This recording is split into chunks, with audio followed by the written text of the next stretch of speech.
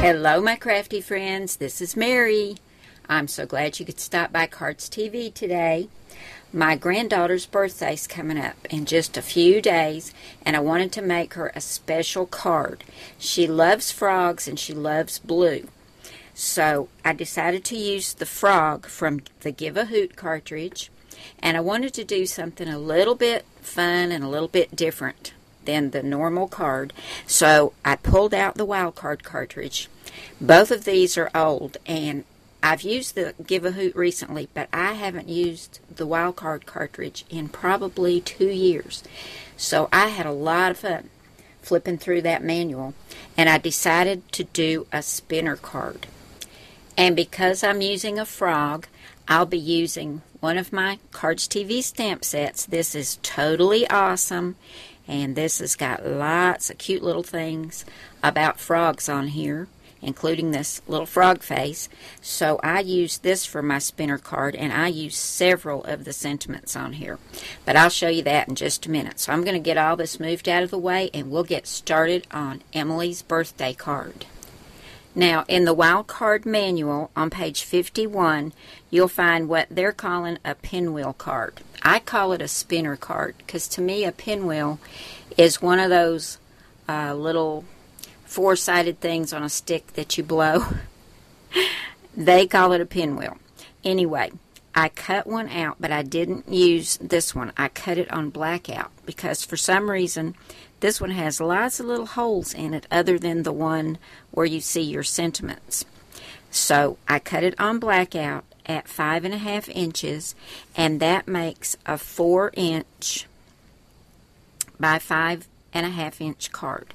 So I'm going to score this at 4 inches, and it does put the little marks for you where you're supposed to score it. Here's our little pinwheel or spinner card, and you can see that it's cut out a hole where our sentiment will show through. There's another smaller hole underneath, and that will be used to hold the spinner in with a brad, and then there's a notch over here on the side so that you can turn the little spinner. And this does make a 4-inch by 5.5 inch card, so it works great in an A2 envelope. Now, in the manual under frame, you have a little scallop circle that is going to be used to go around the hole where your sentiment's going to show through. And I cut this at 5.5 inches, just like the card, and this is a cute little turquoise and white polka dot frame. And I'm going to go ahead and get this adhered, and I want to make sure I turn the scallop to leave room right there for my brad. And I'm going to put this on with some Scotch quick dry adhesive. The next thing we want to do is put the spinner in our card, and you'll find that under liner right down here. And I also cut this at 5.5 inches. You just cut all the pieces for the card at the same size, and they all fit together perfectly. And I cut this out of white cardstock, and it's got a hole in the center, and it's going to go right back here, and you'll line up these two holes and add your brad. And the way I did the sentiments for this, first I put it in for the first one. I lined up the holes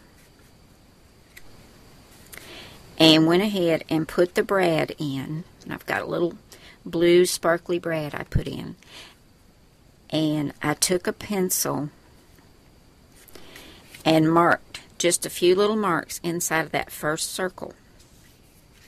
Then I took it out because I didn't want to stamp it with it inside my card because I was afraid I'd get some ink on it.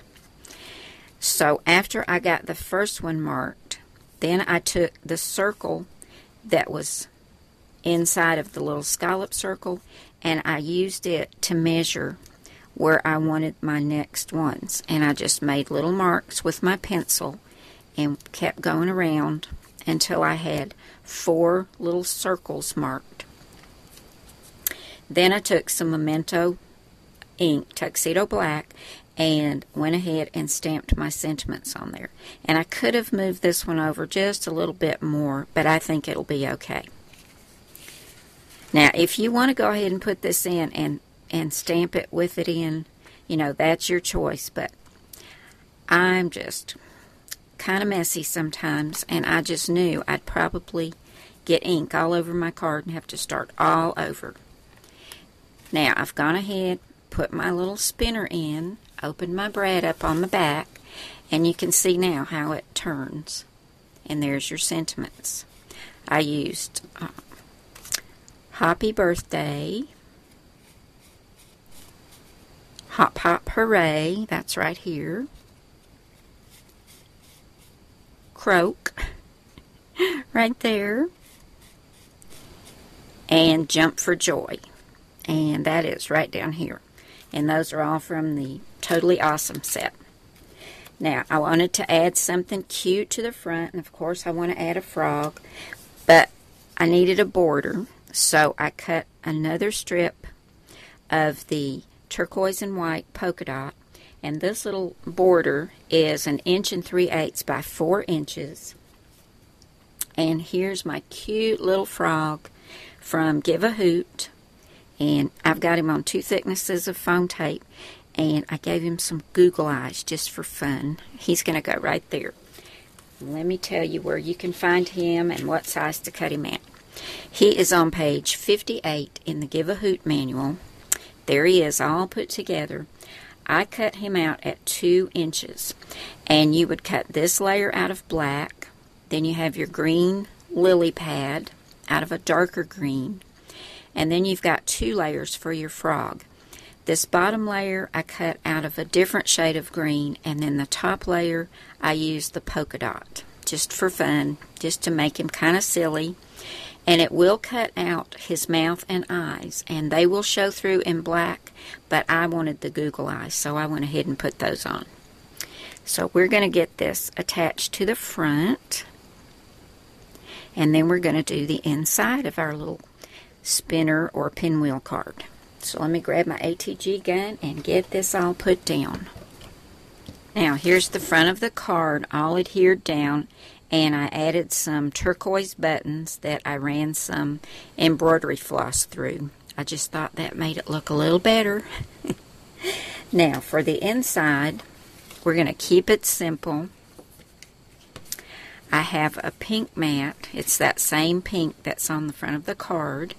And this is 3.5 by 4.5. I'm going to adhere that down. I have some more of that turquoise and white polka dot paper, and this is 3.25 by 4.25. And for the sentiment, I cut a piece of white cardstock. This is 2 5/8 by 3 5/8. And I took that same Totally Awesome stamp set, and I stamped Hop to it, Have a Hoppy Birthday. And once again, I used Memento Tuxedo black ink. And to get these little notched corners, I took this 1/2 inch circle punch, and I just put the corner down in there about halfway and then just snipped that off. So I've got 4 little notched corners there. So I'm going to get this adhered down, and then we'll come back and take a last look at Emily's birthday card. Oh, and I forgot to tell you, I used this EK Success Scallop Punch for punching the top of this little border. Here's our finished birthday card. Here's the front with our little spinner and all our sentiments inside. I think she'll like this. And on the inside, I've got all of that adhered down, and I added some little turquoise buttons in the corners there as well. There you go, guys.